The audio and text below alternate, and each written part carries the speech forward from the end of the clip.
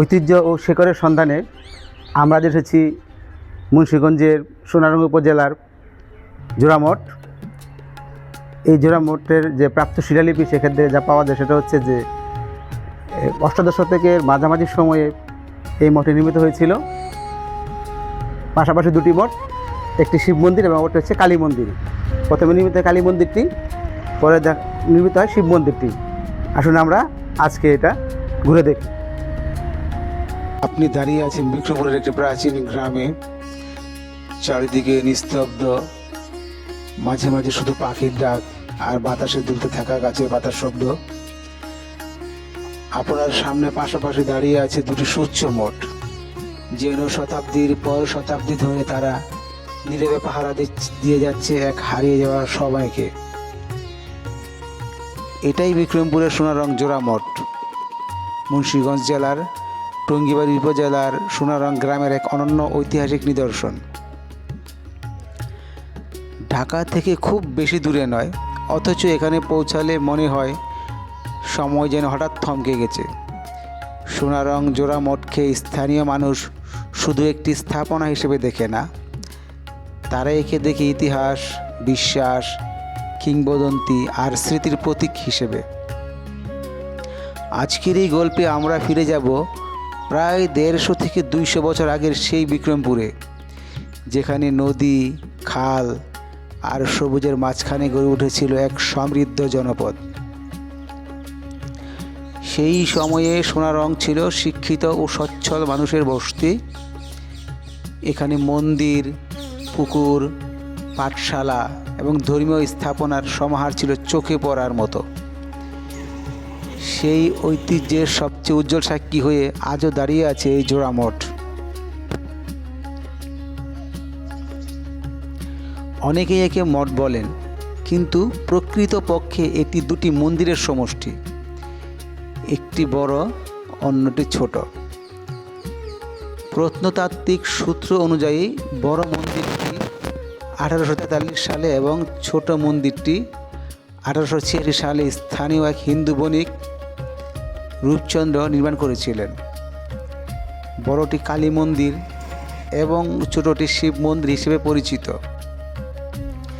দুটি মন্দির একই উঁচু ভিত্তির উপর পাশাপাশি দাঁড়িয়ে আছে, আর এ কারণেই এর নাম হয়েছে জোড়ামঠ।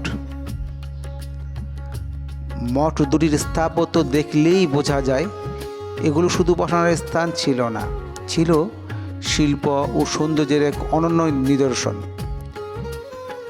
দেয়ালের কারুকাজ, খিলান, অলঙ্করণ এবং শিখর আকৃতির চূড়া আজও দর্শনার্থীদের মুগ্ধ করে।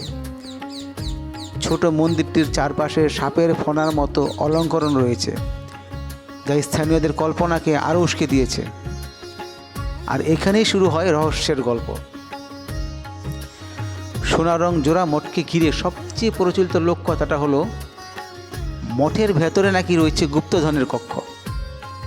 গ্রামের প্রবীণরা বলেন, বহু আগে এই মন্দিরের শিখরের ভেতরে সোনা, রূপা এবং মূল্যবান রত্ন লুকিয়ে রাখা হয়েছিল। কিন্তু সেই গুপ্তধন পাহারা দেয় বিশাল আকৃতির সাপ। কেউ যদি সেই গুপ্তধন লুট করতে যায়, তবে সে আর জীবিত ফিরে আসবে না। কিংবদন্তি সত্য কিনা তা কেউ জানে না, তবে এমন গল্পই একটি ঐতিহাসিক স্থাপনাকে মানুষের কল্পনায় অমর করে রাখে। হয়তো এ কারণেই সন্ধ্যার পর স্থানীয় মানুষ একসময় এই মঠের খুব কাছে যেত না। তাদের বিশ্বাস ছিল, রাত গভীর হলে মঠের ভেতর থেকে অদ্ভুত শব্দ শোনা যায়, কখনো ঘণ্টার ধ্বনি, কখনো আবার কারো পায়ের আওয়াজ। মঠের সামনে রয়েছে একটি বড় পুকুর। শান্ত পানিতে যখন এই দুটি মঠের প্রতিবিম্ব পড়ে, তখন দৃশ্যটি যেন কোনো পুরনো চিত্রকর্মের মতো লাগে। সূর্যাস্তের সময় লাল আকাশের নিচে জোড়ামঠের ছায়া পানিতে মিশে গেলে মনে হয় ইতিহাস নিজেই যেন আয়নার সামনে দাঁড়িয়ে আছে। এক সময় এখানে নিয়মিত পূজা অর্চনা হতো, উৎসব হতো, মানুষের আনাগোনা ছিল অবিরাম। কিন্তু সময়ের সঙ্গে সঙ্গে জনপদের চরিত্র বদলেছে। অনেক পরিবার দেশভাগের পর অন্যত্র চলে গেছে, আর মঠও ধীরে ধীরে নীরব হয়ে পড়েছে।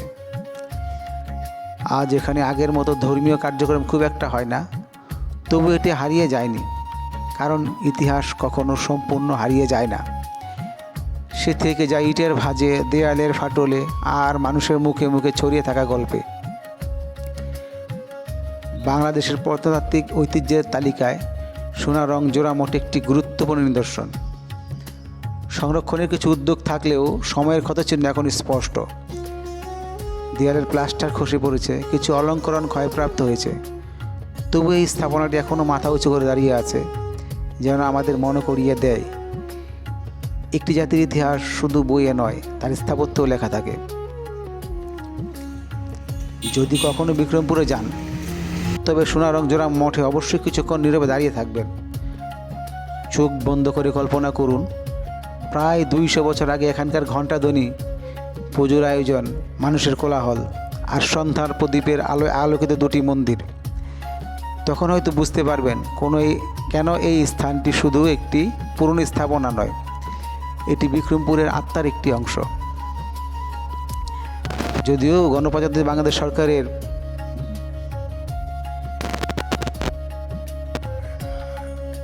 প্রত্নতত্ত্ব মন্ত্রণালয়ের অধীনে কিছু সংস্কার কার্য করা হয়েছে, বিশেষ করে উপরের দিকের চেষ্টা করা হয়েছে সেই প্রাচীন ঐতিহ্য ফিরিয়ে আনতে। তো আমরা আশা করব অদূর ভবিষ্যতে এই সোনারং মঠ দুটি আবার তার জৌলুস ফিরে পাবে, নতুন কারিগরদের হাতের ছোঁয়ায় সুনিপুণ তুলির আচরে আবার প্রাণবন্ত হয়ে উঠবে এই সোনারং জোড়া মঠ। সোনারং জোড়া মঠ আমাদের শেখায়, সময় সব কিছু বদলে দিলেও কিছু কিছু স্থাপনা নীরব সাক্ষী হয়ে টিকে থাকে। তারা কথা বলে, কিন্তু তাদের নীরবতাই সবচেয়ে গভীর গল্প বলে, আর সেই গল্প আজও আমাদের টেকে নেয় বিক্রমপুরের সেই রহস্যময় জোড়া মঠের সামনে, যেখানে ইতিহাস, শিল্প, বিশ্বাস এবং কিংবদন্তি এক হয়ে গেছে অনন্ত নীরবতায়।